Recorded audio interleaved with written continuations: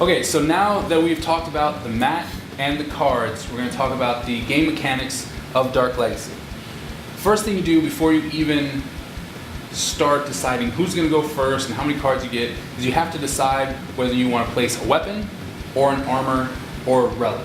Okay? They all have to cost 0. If they cost any more than that, you can't play it in this first before the game turn happens.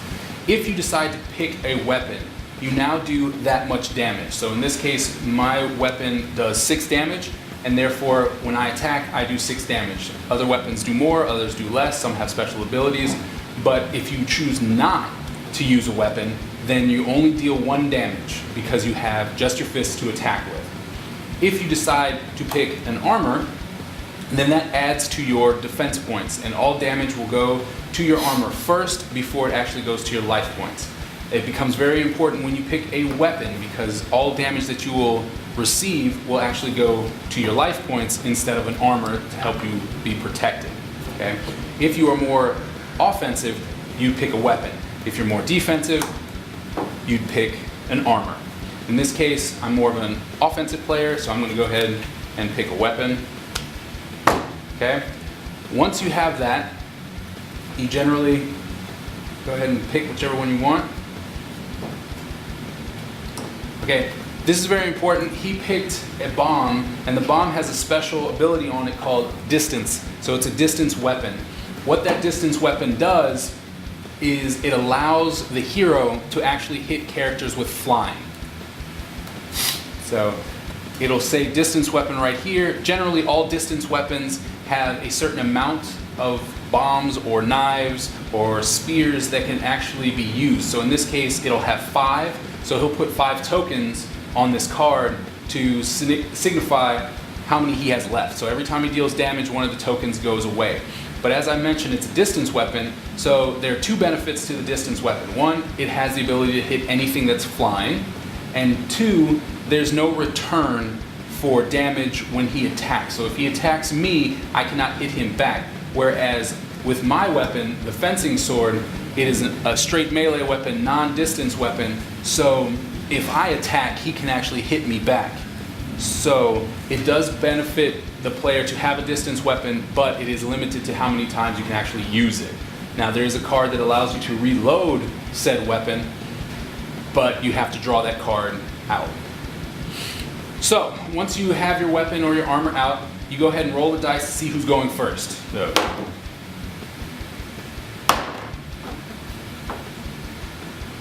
we both rolled the same number. So we're going to go ahead and roll again. I got a 1. Okay, so he's going to go first. So once you've decided who's going first, you go ahead and draw 5 cards. Okay? Once you have your 5 turns, whoever's it's turn to go first, they will draw a 6th card. So every turn, you have to draw 1 card.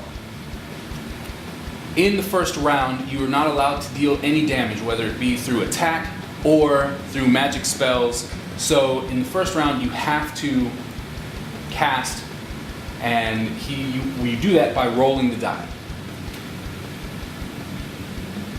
Once you roll a die, whatever number it is that you have, that is the amount of casting points that you have, and you can play as many cards with casting points that you have casting points for. So he has a 13, so if he has a card that costs 7, he can play that, and another card that costs 3, he can play that. He can play as many cards as he has casting points for, as well as the skill level.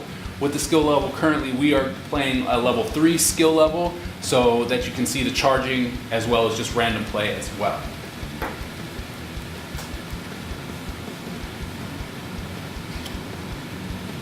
Okay, so he placed a creature that is going to be a permanent on the field that is a blocker or an attacker, and that is a significant way to build yourself up so that you don't take any damage yourself.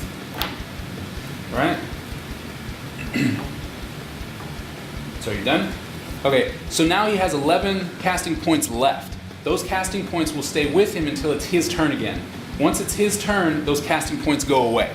So you keep those casting points so that you can play instants and counter spells and stuff like that, but they do disappear once it's your turn again because you have to then decide whether or not you're going to attack or cast. Okay, so it's my turn. I'm going to go ahead and draw a card, cast. I have a 12. First thing I'm going to do is I'm going to set this card because it is outside of my skill level. I'm going to go ahead and place that down. Then I'm going to place a hero enhancement that cost me 5, and that's going to allow me to cast cards of the Earth faction for 1 casting point less. So then I can cast this for 4 instead of 5. So that was 9, and that will leave me with 3. And then it is his turn. I'll end my turn. You got to draw a card on the first turn. Every time it's your turn, you draw a card. Cast. Okay, you went for casting. Generally, you will announce whether you're going to cast or attack because you have to make that choice. And if you're casting, you say you're casting, you roll the die. We all know that those are the casting points that you have. If you're going to attack, you'll have to determine who's attacking, but we'll go into that as soon as we start going into the attack phase. Let's cast another creature.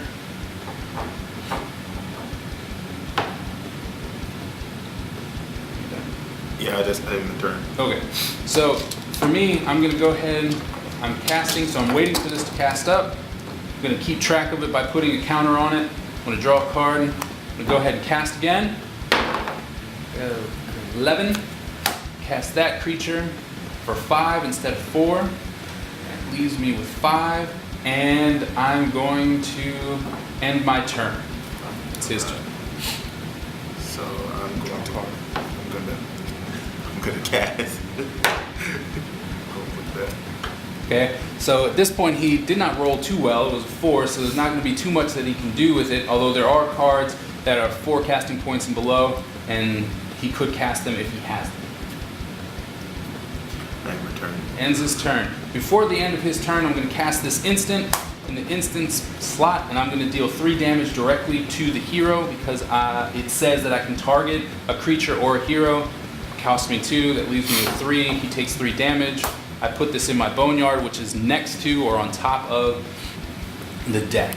Then my casting points dump out. I have this. I draw another card. I go ahead and cast. I got a really high number.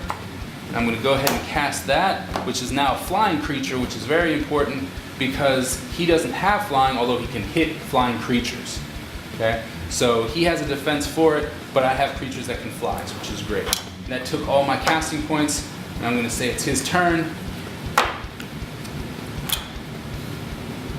I'm casting.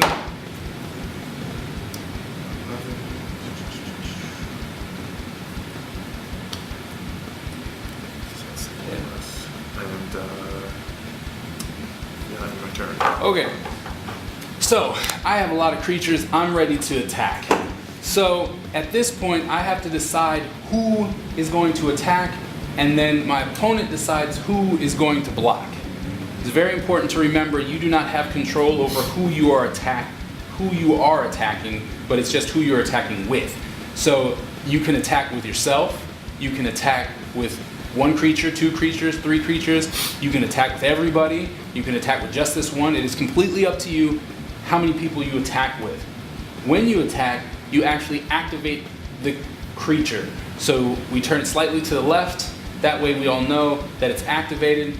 And so when it is your opponent's turn again and they want to attack, you cannot actually block with these creatures because they've been activated. They unactivate at the end of your turn, or at the end of his turn, beginning of your turn. The hero, which is yourself, is the only one who can attack and then block the next turn. And the hero is also the only creature on the field that can block multiple characters. Any other creature on the field can only block 1 creature as long as they are not activated. So I'm going to go ahead and attack with everybody, and I'm going to wait to find out who he's going to attack with. Or block with, sorry. Block with guard and elite guard. Okay, so he's decided that the guard is going to block the gladiator, and the elite guard is going to block my wise beast creature. This guy is going flying, so it's coming straight to the hero, and he's going to block it, obviously, with his weapon. And then I'm going to come across with my weapon to him directly, and he can attack back. Now, for each creature that's attacking, there is a hit system. The hit system is a 1 through 3 means that you've critically missed and that you do not deal damage, but your blocker deals damage back to you. A 4 through 8 means you missed and nothing happens. A 9 through 17 means that you hit and it's an exchange of attack points versus defense points. An 18 and a 19 means you directly hit and you deal damage, but you do not receive a return. And a 20 is the same as 18 and 19, so you get to deal damage but not hit damage back, and you get to add +5 to your attack. Okay? So, I'm going to go ahead and roll. First, you determine who you're rolling for. I'm going to roll first for the Gladiator. That's a 14. That's a hit. This is a 3-1. The guard is a 1-3. So my 3 damage goes to his defense points, and his 1 damage comes to my defense points, and they're both destroyed. Rolling for the Wise Beast. I rolled a 1, which means I don't deal damage to him, and he deals damage back to me. He deals 3 to my 4. So this one's still alive and has 1 defense point left until it is my turn again. Once it's my turn, it regenerates back up to full health, so that allows him to do a damage spell and destroy my creature during his turn.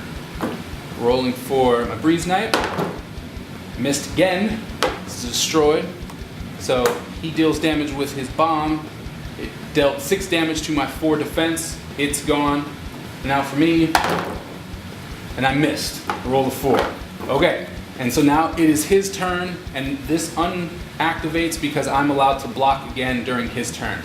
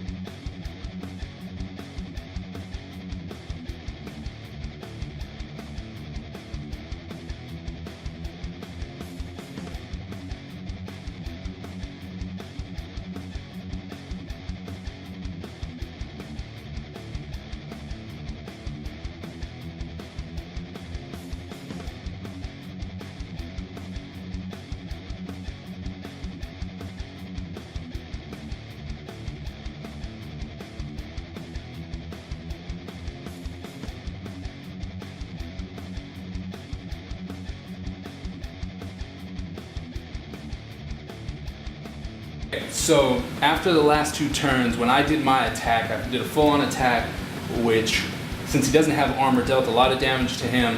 And with his last attack, I took a lot of damage, but I was able to get rid of all of his creatures. So he is currently at a very vulnerable state. I'm going to draw 1 more card, and I'm going to attack because this should be for the win if I hit with all of my creatures and myself.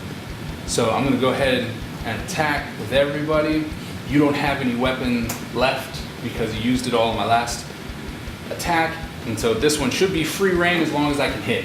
So this is Wise Beast, a hit. Griffin, that's a hit. And for the Fencing Sword, that's a hit. Okay, so at this point, what would happen is that his hero would be dead. and he would take everything that is associated with him and puts it into the graveyard, or into the boneyard. So his weapon, his, excuse me, his enhancements, all that stuff would go away. At this point, since he doesn't have any creatures, the game is over. But let's say he did have a creature. Say he did have a creature left, and then this would all go away. Go ahead and put that in the boneyard. And so the game at this point wouldn't be over because he still has an army left to destroy. And so it would then become his turn, and even though he is not around to cast any creatures or spells, you still have to draw a card. So each turn you have to draw a card. So I'm going to end my turn and go, it's your turn. So you still got to draw a card, and there's only one thing he can cast, but he can't cast anything, so he can roll it, or he can just attack and end the game, or he can just sit there. So if he casts, he just rolls the die and his creature sits there. If he wants to attack, he can, and then move the game along as well. It's up to him. Okay, so we decided to wait. I'm going to go ahead. At this point, I can either cast if I have a damage spell and I can directly damage it, or I can attack. If I attack, the points have to go somewhere.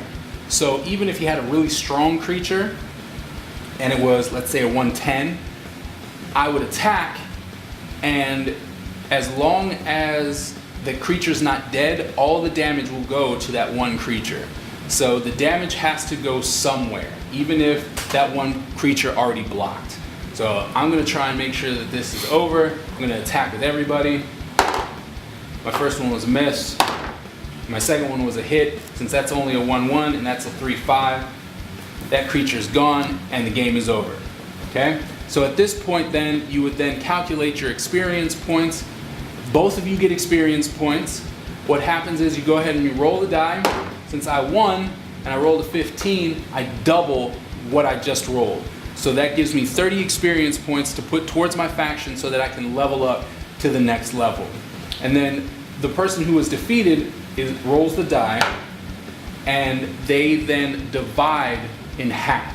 So he got a 10, and you divide that, and so now he has 5 experience points to add to level himself up as well. So that concludes the demonstration on how the mechanics work.